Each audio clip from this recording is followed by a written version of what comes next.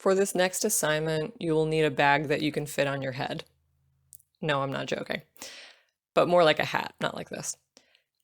If not, you can use one page of your newsprint paper torn out carefully and folded into this kind of chef's hat shape. It doesn't have to be perfectly pristine like this. I'd actually preferred if it was a little crumpled.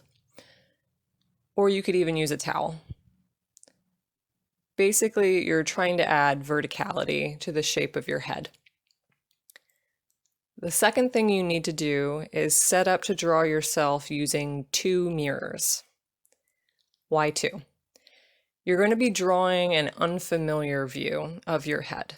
Not the frontal view that you get with one mirror, but a profile or a three-quarter view of your own head that you get with two mirrors. This will help you see the shape of your head more clearly and allow you to draw more realistically. Also, if you have long hair, you should tie it up so that it isn't blocking your ears or your head shape. Let's look at some examples of student work. This is what we call a bag self-portrait. The purpose of this is to exaggerate the verticality of the head and overemphasize the major edge of the head.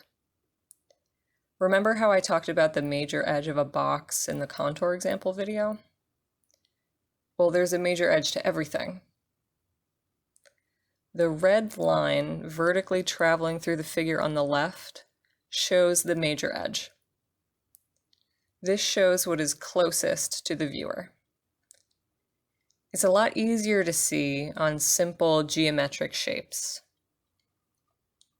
Remember, it's like the bow of a ship coming at you. On the figure, think about it like this. Picture a figure passing through a waterfall. Whatever hits the open air on the other side first is the major edge. Here is a drawing done from a single mirror. This really emphasizes the major edge. The facial features are secondary to the structures of the head. So don't think about self-portraiture as drawing a face.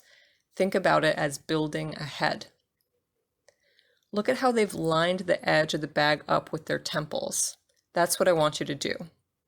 I want you to use the major edge of that bag or towel to find the vertical line traveling down the side of the orbital bone, temple area, down the cheekbone where the zygomatic arch and the malar bone meet, creating that edge, and then down past the maxilla and mandible bone.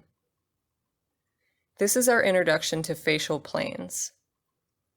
Facial planes describe the interlocking shapes that give dimension to the head and face. Let's continue with some student examples.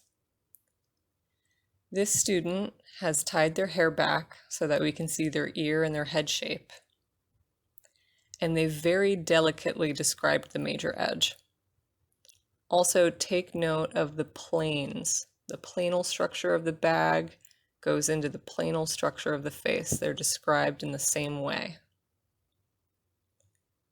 This self-portrait really carries the language of the bag into the skin. Great example.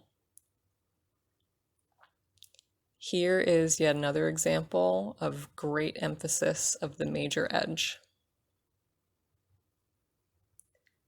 This one is very clean and pays close attention to shape recognition. Remember to steal anything you like from any of these. Here's a self-portrait that incorporates skeleton contour. Now you don't have to worry about that for this one. If you want to try that for your next one or later on in the semester, go for it. But right now, let's just concentrate on getting the bag and the facial planes and the major edge. Here we have an example of a student using a towel instead of a bag, which is totally doable if you can't find a bag. They've really captured that twisting of the towel, very important. And finally, this excellent example of forced perspective. Look at how the height of the bag forces you to see the shape of the head very distinctly and clearly. It makes it easy to see and easy to draw. Now, some of these were made using one mirror, so remember that I want you to use two. So you're going to have a profile view or a 3/4 view of your head. And if you don't have two mirrors, you can go ahead and use one, but I'd really like you to use two if you can. Thank you for listening.